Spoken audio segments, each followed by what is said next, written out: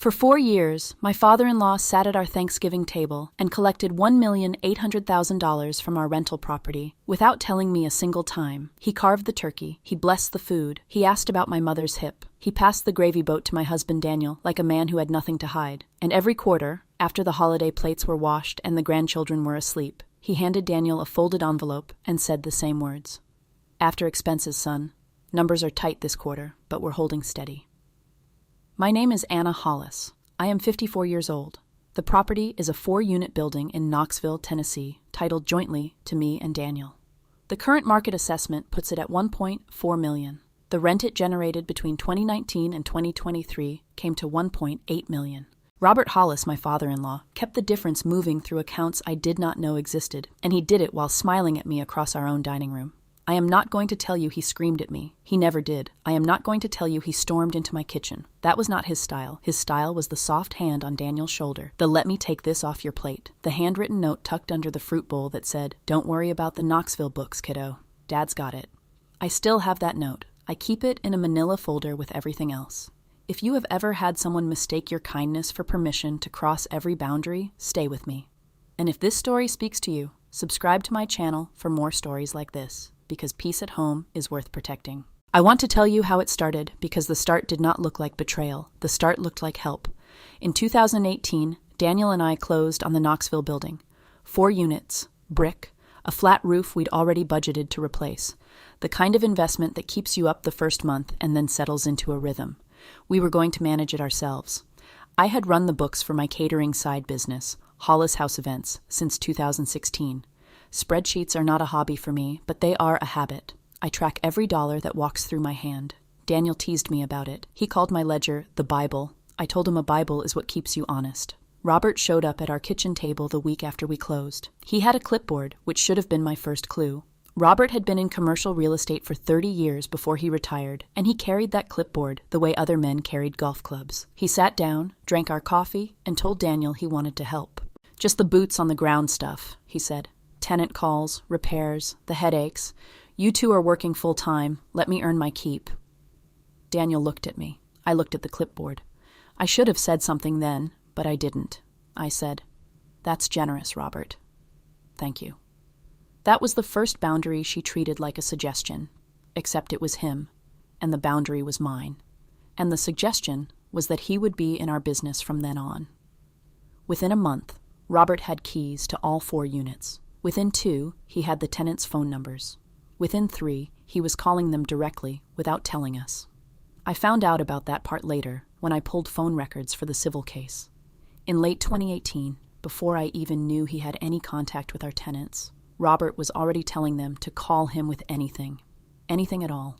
He said he was the property manager. He never said the word son. He never said the word couple. He said, "I handle the building." Tenants are not detectives. They heard a confident older man tell them he was in charge, and they believed him. Why wouldn't they? He had a key. He had answers. He had the kind of voice that ends questions. The first quarterly envelope came in March 2019. Daniel opened it at our kitchen island. Robert had written the numbers out by hand on a piece of yellow legal paper. Gross rent, maintenance, miss fees, a line that just said reserves, and at the bottom, a check made out to Daniel for what I can only describe as a much smaller number than I expected. I asked Daniel how much we were grossing. He said, "Dad's handling it. He says we'll be tight the first year because of the boiler." I nodded. I started a new tab in my ledger anyway. I called it Knoxville. I wrote down the date, the check amount, and a question mark. That question mark became the most expensive punctuation mark of my life, and the cheapest, depending on which side of the table you were on. By the end of 2019, the quarterly checks had a rhythm, always smaller than I expected, always handed to Daniel, never to me, always accompanied by a story, the boiler, the roof, a tenant who broke a window, a plumber who charged double on a Sunday call. Robert's stories were specific enough to feel real and vague enough to never quite check out. I am going to be honest with you. I did not push it that first year. I told myself that I did not know commercial property the way Robert did. I told myself that family helping family is not something you audit. I told myself that Daniel would know if his own father were lying to him. That was my mistake, not the trust. The assumption that Daniel would see what I could not bring myself to look at directly. Thanksgiving 2019 was the first time I noticed Robert filling his plate twice. I do not mean that as a metaphor. I mean he literally went back for a second plate before anyone else had finished their first. My mother-in-law, Patricia, laughed and said, "Robert, please." He winked at her and said, "I earned it." Daniel laughed too. I did not. Some things you do not name in the moment. You just file them.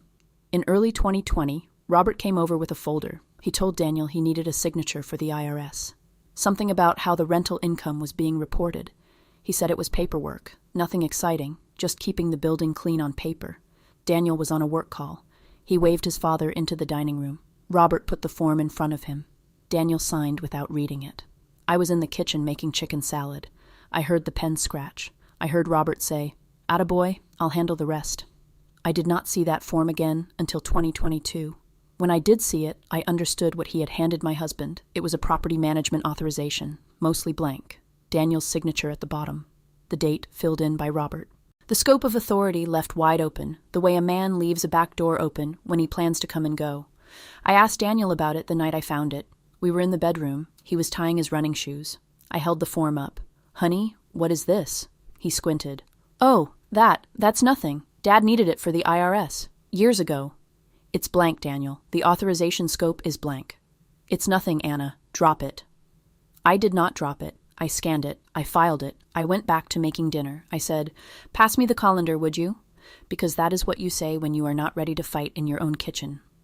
The handwritten note from Robert showed up that same week. He left it under the fruit bowl on a Sunday after dinner. It said, "Don't worry about the Knoxville books, kiddo. Dad's got it." He had drawn a little smiley face next to his name. He was 68 years old, and he had drawn a smiley face on a note about money he was taking from us. I put the note in the manila folder with the form. I labeled the folder Knoxville. I put it in a filing box in the closet. I waited. I did not raise my voice at dinner. I saved the message. That is what I want you to understand about this part of the story. The middle is not loud. The middle is a woman in a kitchen who keeps cooking while she listens. The middle is a wife who does not corner her husband because she knows her husband is also being lied to. The middle is a daughter-in-law who has stopped pretending she does not see and has started writing things down. I want to tell you about the tenants now, because the tenants are how it cracked open. There were 4 units. 2 were occupied by long-term renters. 2 turned over now and then. The long-term tenants in Unit 1 were the Marshalls, an older couple who had been there since before we bought the building. The long-term tenants in Unit 3 were a woman named Denise and her teenage son. Denise paid on time every single month for 4 years. In January 2023, on a Tuesday night, my phone buzzed at 11:15. It was a text from Denise. She had my number from the tenant welcome packet I sent everyone the year we closed. The text said, "Mrs. Hollis, please tell the family thank you for the maintenance work this week. The new water heater is wonderful, and Anthony is finally taking warm showers again. Bless you all." I read it twice. I read it 3 times. I read it sitting on the edge of the bathtub with the door closed. There had been no maintenance scheduled. There had been no water heater authorized. There had been no invoice on my desk. There had been no email from Robert. There had been nothing. I went to the bedroom. Daniel was already asleep. I did not wake him. I went back to the kitchen. I opened my ledger. I wrote down the date. I wrote down Denise's name. I wrote down the words, "New water heater, Unit 3, no invoice, no notice." I closed the ledger. I made tea I did not drink. I sat at the kitchen table until 2 a.m, thinking about a man who would replace a water heater for a tenant and not tell either owner, thinking about who he was billing, thinking about whose money paid for it, thinking about how long this had been going on, and how many other maintenance items had passed through accounts I could not see. The text was sent at 11 p.m. The deed was dated 3 years earlier. That night in the kitchen, I made a quiet decision. I did not know yet what shape it would take. I knew I was going to find out the truth, and I knew I was not going to ask Robert a single question while I did it. I knew that the moment I asked him, he would start cleaning up, so I would not ask. I would look. The next morning, I called our bank, not the joint account, the Knoxville rental account that Daniel and I had opened together in 2018, the one that was supposed to be the rent deposit account. I asked for 4 years of statements. The teller asked me to come in person. I drove down at lunch. I sat in a small office with fluorescent lights and a woman named Carla, who was kind enough not to ask me why I was crying a little when I signed the request form. She handed me a stack of statements 1.5 inches thick. I drove home. I made coffee. I cleared the kitchen table. I opened my Hollis House events ledger from 2020. I opened my Knoxville tab. I lined the bank statements up by year. I started at the beginning. What I found over the next 6 weekends, I will tell you plainly. The Knoxville rental account, the one we opened together, had received a total of approximately $150,000 in rental deposits over 4 years. That was the account I had access to. That was the account Daniel saw on his banking app. The actual rent paid by tenants over those 4 years was $1,800,000. Documented, receipted. I had every single tenant's lease. I had every single rent amount. I had 4 years times 12 months times 4 units, with the occasional vacancy. The math was not hard. The math was just heavy. The difference, $1,650,000, had been deposited somewhere else. Into an account I did not own, into an account Daniel did not know about, into an account Robert Hollis controlled. I sat with that number for a long time. I did not call a lawyer that day. I did not confront Daniel. I did not call Robert. I made dinner. I asked Daniel how his day was. I watched a baseball game with him. I went to bed. The next morning, I made a list, not of what I was going to say, of what I had. I had 4 years of my own ledger. I had 4 years of bank statements from the joint rental account. I had every lease, signed and dated. I had Denise's text from January, with the date stamped on it. I had the blank authorization form Daniel signed in 2020. I had Robert's handwritten note with the smiley face. I had a journal entry from January 2023 with a tenant's name and the words, "No maintenance scheduled." I had the Bible. I had the question mark. I had the smiley face. What I did not have yet was a way to see the account Robert had been depositing into. For that, I needed an attorney. I called a real estate attorney in Knoxville named Linda Park. She had been recommended to me by a friend who had handled an estate dispute years earlier. I drove down on a Wednesday. I told her the whole thing in one sitting. She did not interrupt. She did not gasp. She took notes the way I took notes, which is to say she wrote down dates and dollar amounts and let the rest land where it landed. When I finished, she put her pen down. She said, "Anna, what you are describing is unauthorized agent conduct and breach of fiduciary duty." He held himself out as your agent without proper written authority for the scope he exercised. He commingled funds. He concealed receipts. The handwritten note alone is useful. The blank authorization is more useful. The 4 years of ledgers are decisive. I asked her what she would do. She said, "I would file a civil claim. I would request an accounting. I would seek a court-appointed receiver to take over the rental accounts and freeze any account he controls that received tenant funds, and I would not warn him." I asked her how long it would take. She said, "If we move quietly, we can have a temporary order in 60 days. Some doors do not close loudly. They close legally." I drove home. I made meatloaf. Daniel asked me how my day was. I said, "Fine. I went to a meeting in Knoxville." He did not ask which meeting. He never did. That was part of the gift Robert had been counting on for 4 years. The fact that Daniel did not ask, and that Robert had positioned himself between Daniel and any reason to start. I want to tell you about telling Daniel, because it was the hardest part. I did not tell him the day I came back from Linda's office. I waited a week. I needed to be calm, and I needed to have the documents arranged so that he could not argue about them. He could feel anything he wanted to feel, but he could not argue with a column of numbers. On a Saturday morning, I asked him to sit at the kitchen table. I made him a real breakfast. Eggs, toast, the bacon he likes too crispy. I poured the coffee. I sat down across from him. I had the manila folder beside me. I said, "Daniel, I need you to listen all the way through. I am not going to raise my voice. I am not angry at you." He looked at me. He said, "Okay." I opened the folder. I put Denise's text in front of him. I put the bank statements next to it. I put my ledger next to that. I put the blank authorization form on top. I said, "Your father has been collecting $1.8 million from our property. He has been depositing it into an account neither of us controls. He has been handing you a small slice of it every quarter and telling you it was after expenses. The expenses do not exist at the scale he has been claiming. I have 4 years of records. I have it laid out by month." Daniel did not speak for a long time. He looked at the bank statements. He looked at the form he had signed. He picked up the smiley face note and read it twice. His coffee got cold. Finally, he said, "Anna, this can't be right." I said, "I wish it weren't." He said, "He is my father." I said, "I know." He said, "What do we do?" That word, "we," is what I had been waiting on for a year. I did not let myself cry. I said, "I have already met with an attorney. We file a civil claim. We get a receiver to take over the rental accounts. And until then, we do not say a word to him." Daniel nodded. He stared at his eggs. He said, "Not a word." I said, "Not a word." That is the silence moment. That is the part of the story I want you to hold on to. We had everything. We did not move. We waited. Linda filed the claim 3 weeks later. The civil action named Robert Hollis as the defendant. It cited unauthorized agent conduct and breach of fiduciary duty. It requested an accounting of all rental receipts from 2019 forward. It requested the appointment of a receiver. It requested damages equal to the full amount Robert had collected and not remitted, with interest. The court granted the temporary order in 51 days. Faster than Linda predicted. The receiver was a woman named Marlene Dawson. She was 61 and had been a court-appointed receiver in Tennessee for 20 years. She did not waste time. The order required Robert to turn over all account access for any account that had received tenant funds from our property. He had 72 hours. I want to tell you what the next 2 months looked like, because they were not loud either. Robert called Daniel the day the order was served. Daniel let it go to voicemail. Robert called again. Daniel let it go to voicemail. Robert came to the house on a Thursday afternoon. I was the one who answered the door. He had brought a casserole, which I want you to imagine for a moment, because the audacity is its own kind of art. A casserole. He said, "Anna, honey, there's been a misunderstanding." I said, "Robert, I cannot speak with you about this. Our attorney has asked us not to. I'm sure you understand." He said, "I'm family, Anna." I said, "I know who you are." I closed the door. I did not slam it. I closed it the way you close a book you have finished reading.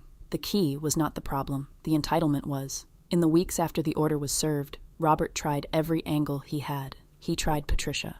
He had Patricia call me. Patricia is not a bad woman. She is a woman who married Robert in 1972 and has spent 50 years rearranging the furniture around his moods.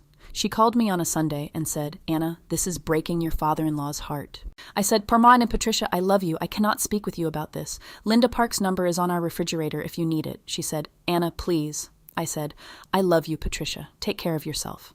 I hung up. I stood in the kitchen. I looked at the manila folder, which had moved from the closet filing box to a permanent spot on the kitchen counter. I looked at the handwritten note still inside it. The smiley face was looking back up at me. That note traveled with me through the whole case. I kept it in the folder. I brought the folder to Linda's office. I brought the folder to the deposition. I brought the folder to court. I put my hand on it during the hearings the way some people put their hand on a Bible. It was my reminder of the moment I almost looked away.